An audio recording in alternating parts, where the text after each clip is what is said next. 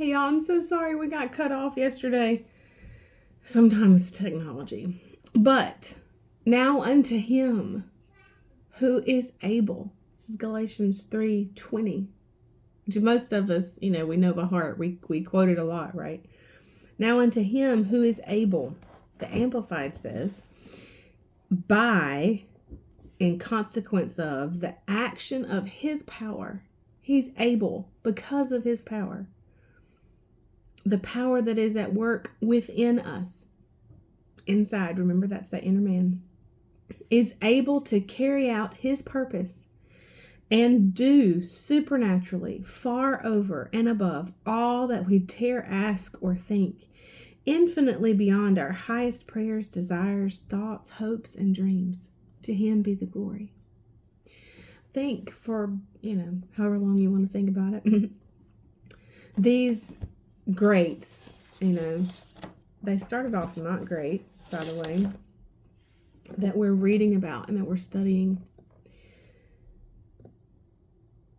Could they have, in their wildest dreams, imagined that they would participate in the plan of God in the way that they did?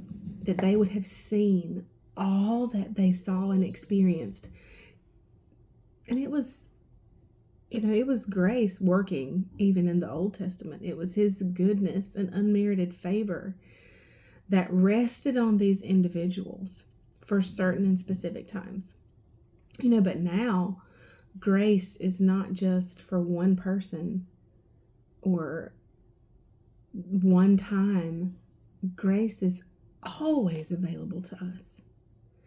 And, we usually read Hebrews 4:16, right? That says, let me get there. Or is it 6? It might be 6.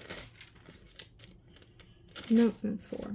4:16 that says, let us then fearlessly and confidently and boldly draw near to the throne of grace, the throne of God's unmerited favor to us sinners, that we may receive mercy for our failures and find grace to help in good time for every need, appropriate help, well-timed help coming just when we need it. So we usually read that there as our reminder to come boldly to the throne of God. Well, in Ephesians, again, my study time this week with the Lord, Paul tells the church at Ephesus that. In Ephesians 3:12, he says, in whom, so it's about Christ Jesus, in Christ, because of our faith in him, we dare to have the boldness, the courage, and the confidence of free access and unreserved approach to God with freedom and without fear. There is no barrier except that which Satan tries to build in our mind. No stronghold, no, we don't have to ask permission. We don't have to get stuff straight or fixed first. But we can go boldly to the throne room and just stay there, y'all.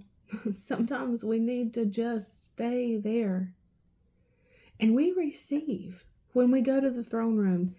Hebrews tells us we can go boldly and expect to receive grace that we need. Good timed help coming just when we need it. So when the Lord gives the instruction, he enables, empowers, and anoints. Philippians 4:13. Also, let's go to 2 Corinthians 10:4. Not an unfamiliar passage for you, I am sure. 10:4. Okay. For the weapons of our warfare are not physical weapons of flesh and blood, but they are mighty before God for the overthrow and destructions of strongholds. Inasmuch as we refute arguments and theories and reasonings and every proud and lofty thing that sets itself against the true knowledge of God, and we lead every thought and purpose away captive into the obedience of Christ the Messiah, the Anointed One. And that's what we are going to dig into tomorrow, talking about the weapons of our warfare and obedience to Christ. I'll see you then. Bye, y'all.